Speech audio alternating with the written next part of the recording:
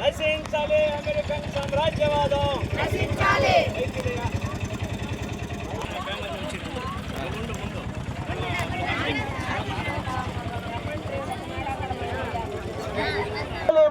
బయలుదేరండి. సరే కామెంట్స్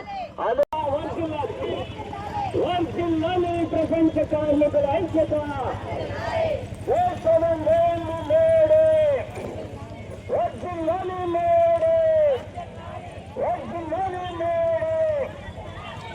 అంగన్వాడీ కార్మికులకు వేతనాలు పెంచాలి, ఆశా వర్కర్స్ కు వేతనాలు పెంచాలి, కార్మికుల ఐక్యత, నశించాలి అమెరికన్ సామ్రాజ్యవాదం, వర్ధిల్లాలి సిఐటియు,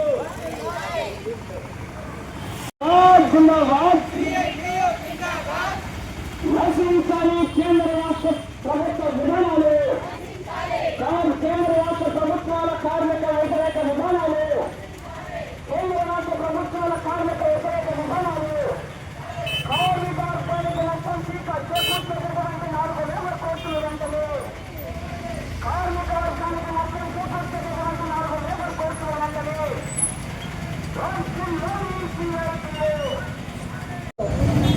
జిల్లా ఉపాధ్యక్షులు వడ్డపల్లి చెన్నయ్య గారిని వేదిక మీదకి ఆహ్వానిస్తున్నాము. అంగన్వాడీ రంగం నుంచి మన ప్రాజెక్టు అధ్యక్షులు లక్ష్మీ ప్రసన్నని వేదిక మీదకి ఆహ్వానిస్తున్నాము. అదేవిధంగా అన్నపూర్ణ గారి వేదిక మీదకి ఆహ్వానిస్తున్నాం. అలాగే కళావతి ఆశా రంగం నుంచి కళావతిని వేదిక మీదకి ఆహ్వానిస్తా ఉన్నాము. ఇప్పుడు ఈ సభకి అధ్యక్షత మన సిఐటియు జిల్లా ఉపాధ్యక్షులు వడ్డపల్లి చెన్నయ్య గారిని నిర్వహించాలని చెప్పని కోరుతున్నాం. కాంగ్రెస్ అందరికీ నమస్కారం. ప్రపంచ కార్మిక దినోత్సవం మేడే సందర్భంగా సిఐటియు ఆధ్వర్యంలో వెంకటగిరి పట్టణంలో విశ్వోదయ కాలేజీ గ్రౌండ్ నుండి మనం ఇక్కడి వరకు వెంకటగిరి పాత ఎంఆర్ఓ ఆఫీస్ వరకు ర్యాలీ జరుపుకున్నాం. అలాగే ఇక్కడ బహిరంగ సభ జరుపుకుంటున్నాం. అసలు ఈ మేడేని గత 140 సంవత్సరాల నుండి ఈ మేడేని నిర్వహించుకుంటారు. అట్లాగే మనం ఈరోజు ప్రధానంగా ఎక్కువసేపు మాట్లాడలేకుండా రాష్ట్ర నాయకుల దగ్గరే మాట్లాడించాలి. దాని ప్రాధాన్యత అంటే ఇక్కడికి వచ్చినటువంటి మనమంతా కూడా ముందుకే ఏదో వచ్చామో జెండా పట్టుకున్నామో మేడే అన్ని రకాల జెండా ఎగరేసుకుంటున్నాం, ఇంకా ఎర్ర జెండా పండగ అనేటటువంటి పద్ధతి ఉంది. కానీ దాని రోజుల్లోకి వెళ్ళి దాని విశిష్టత ఏంటి, అసలు ఎందుకు ఈ యొక్క ప్రపంచవ్యాప్తంగా ఈరోజు అంతర్జాతీయంగా ప్రపంచంలో ఉండేటటువంటి అన్ని దేశాల్లో కూడా ఎర్ర జెండా అనేది అన్ని దేశాల్లో ఉంది.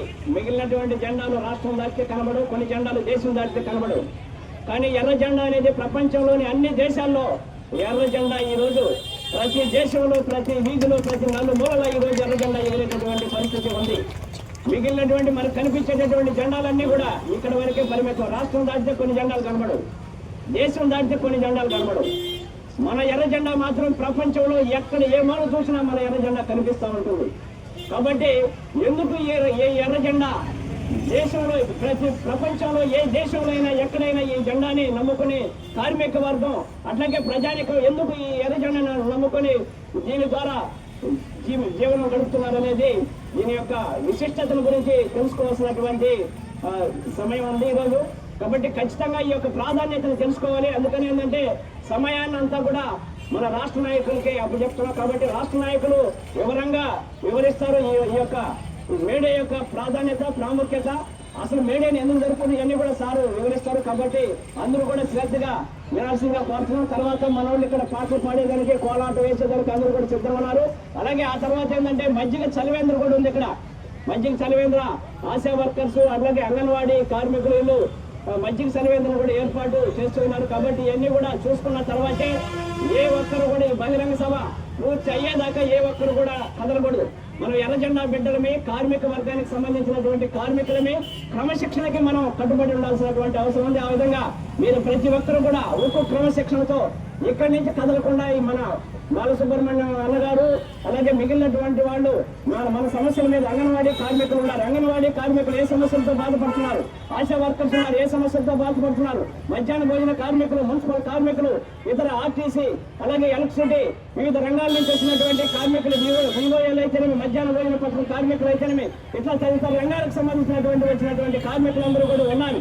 వారి భవిష్యత్తులో మనం ఏం చేయాలి?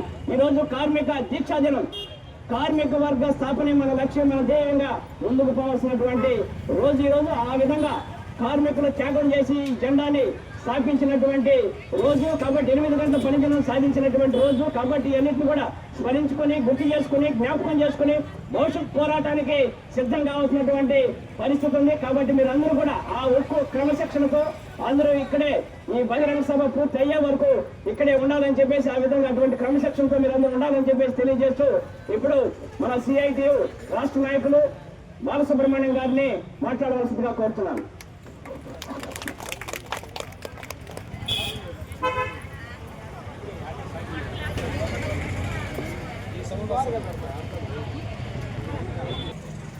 ఈరోజు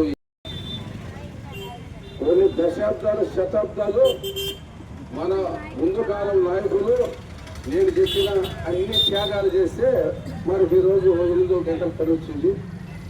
ఇది ఒక వెంకటగిరి కాదు, ప్రపంచమంతా జరుపుకుంటారు.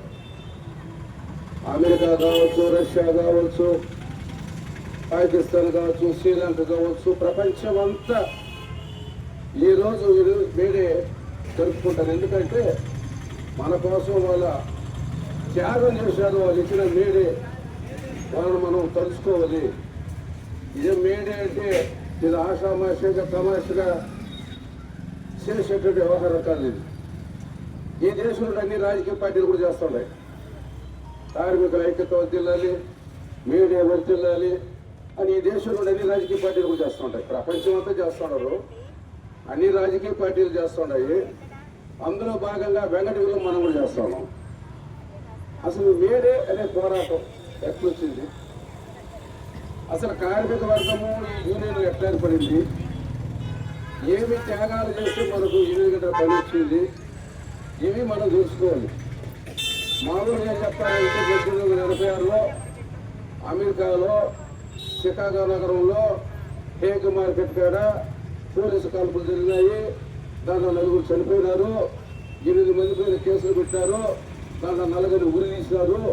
వాళ్ళ గుర్తుగా మనం మేడే జరుపుకుంటామని జనరల్గా చెప్తుంటారు. ఎక్కడైనా మనం ఒక్క 86 మేడే అనేది చికాగో అమెరికా కాదు, ఇది 1746 దాకా కార్మిక వర్గం అనేది లేదు. పొలంలో పనిచేసుకునే వాళ్ళు, పొలంలో పనిచేసే కార్మికులు, వృత్తి పనులు చేసేవాళ్ళు, మగ్గాలు వేసేవాళ్ళు, కుండలు తయారు చేసేవాళ్ళు, వడ్రంగి పనులు చేసేవాళ్ళు, ఇట్లా వృత్తికారులు మాత్రమే ఉన్నారు. 1746 మొట్టమొదటి గురిందంటే లండన్లో, బ్రిటిష్ వాళ్ళ రాజ్యమైన లండన్లో ఈ స్పిన్నింగ్ జెన్నీ మిషన్ తయారు కనుక్కున్నారు. అంటే స్పిన్నింగ్ జెన్నీ అంటే ఏంటంటే దూదినిచ్చి దారం చేసి అవి బట్టలు వేసుకోవడానికి అరువుగా తయారు చేసేదాన్ని స్పిన్నింగ్ జెన్నీ అంటారు. ఆ పరిశ్రమలు ఏర్పడిన తర్వాతనే కార్మికులు అనేవాళ్ళు ప్రపంచం మీద ఒక వర్గంగా ఏర్పడినారు. ఎప్పుడైతే ఈ జెన్నీ మిషన్స్ వచ్చినాయో కారంగా కావాల్సి వచ్చింది. అట్లే దానికి అద్దకు రంగులు కావాలి కాబట్టి నీలి మందు కావాల్సి వచ్చింది. మన దేశంలో కూడా అప్పుడే ఎక్కడ చూసినా నీలి మందు తోటలు, మన తత్వం చూసుకుంటుంది, ఇది కూడా చూసుకోవడం. ఎక్కడ చూసినా నీలి మందే చెట్లు, ఎక్కడ చూసినా పత్తి చెట్లే. ఈ పత్తి నీలి మందు వచ్చిన తర్వాత, వస్త్రాలు వచ్చిన తర్వాత బట్టలు, ఆ బట్టలు ప్రపంచంలో ఇంగ్లీష్ చేసింది లండన్.